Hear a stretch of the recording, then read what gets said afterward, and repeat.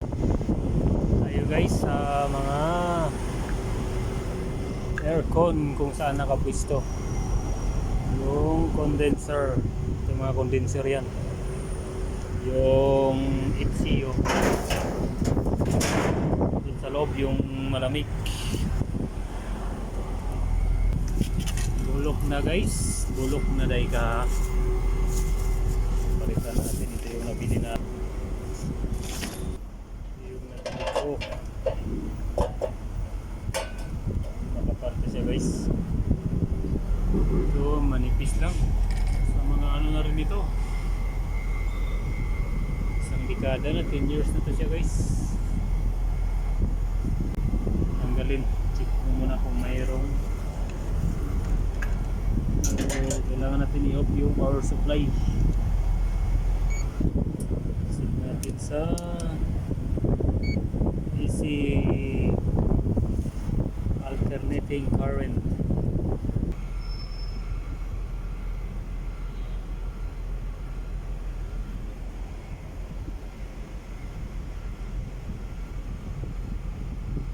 So meron tayong voltahe na 232 volts mga guys. So kailangan i-off natin muna. Safety first bago natin ito baklasin yung NEMA 3R. Check natin ulit kung wala na ba siyang voltahe. So wala na guys, goods na, goods. Safety na tayong gumalaw. Safety first, kaya delikado yung kuryente guys. Okay na. NEMA 3R enclosure. Ito yung breaker para sa aircon guys. Palitan natin dahil bulok na. Lagyan na natin yung NEMA 3R guys. Sunod natin ilagay yung breaker. Ito. Bolt on. Bolt on. Bolt on kasi parehas yung stroke yung nakalagay dito saka dito. Pag plug in, merong ano to dito, yung awang para sa busbar. Salpak mo siyang ganun, saka may busbar doon. Ito bolt on lang to siya guys. So ilagay na natin yung breaker.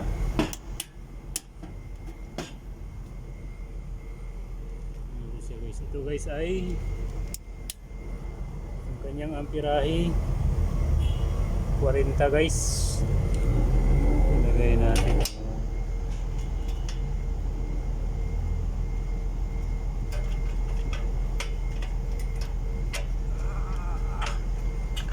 Kailangan mo lakas ng lakas. Ayan, okay na. Off.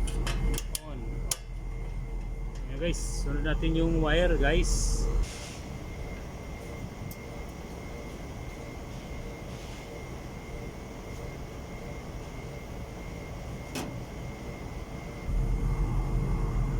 Guys, na-terminate na natin yung sa kanyang load side.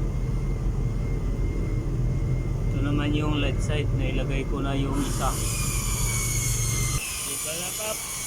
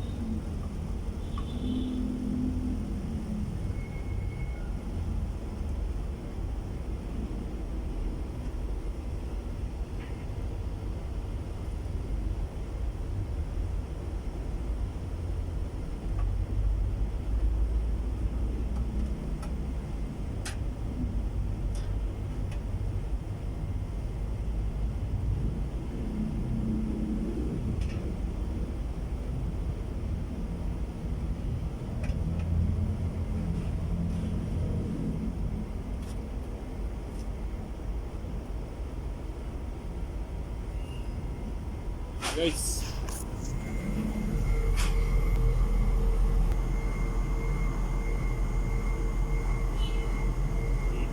natin yung breaker doon guys. Sa kuha natin ito ng voltahe.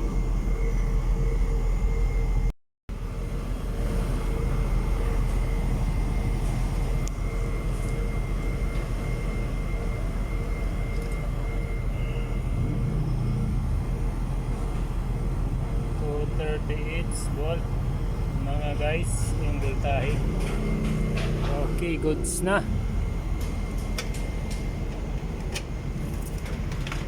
Goods na guys, goods. Approve.